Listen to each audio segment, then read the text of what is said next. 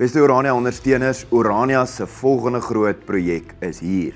En ons wil hê, julle moet dit saam met ons bou. Na lang voorbereiding en ontwikkeling, kan ons vandag Orania se nuutste stadsboufonds projek aan julle bekendstel. Orania het meer as 35 jaar gelede met vervalle en stikkende infrastruktuur begin. En die pioniers moes soveel offer om saam aan hierdie Orania droom te begin bou. Vandag bou ons in Orania vinniger en sterker as ooit tevore. Met ons Orania ondersteuners se hulp het ons die Paul Kruger Monument verlede jaar opgerig. En met ons beleggers se ondersteuning kan ons projekte soos Orania se Orasol uitbou. Maar die werk het nog net begin.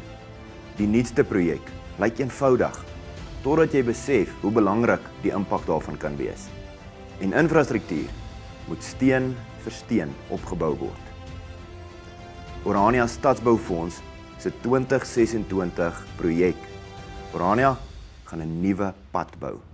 En in Suid-Afrika weet ons, om paaie self te moet bou en onderhou kan ongelooflik duur wees. Maar blokkie vir blokkie, met jou hulp, gaan ons die oeverpad van 'n grondpad na 'n ordentlike teerpad vat. Ons gaan hierdie pad waarop soveel toeriste, duisende toeriste elke jaar ry, in 'n netjiese teerpad omskep. En jy kan deel van hierdie projek wees.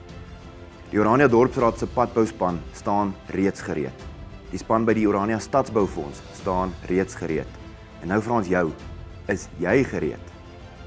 Dit kos ons ongeveer R500 vir elke vierkante meter pad wat ons wil teer. So, ons het die pad in 4000 vierkante meter blokkies opgedeel. Borg 'n blokkie en ontvang jou sertifikaat as 'n Orania stadsbouer.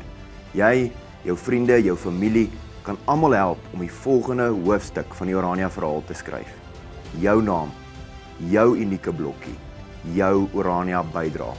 So bou ons saam aan ons gemeenskap.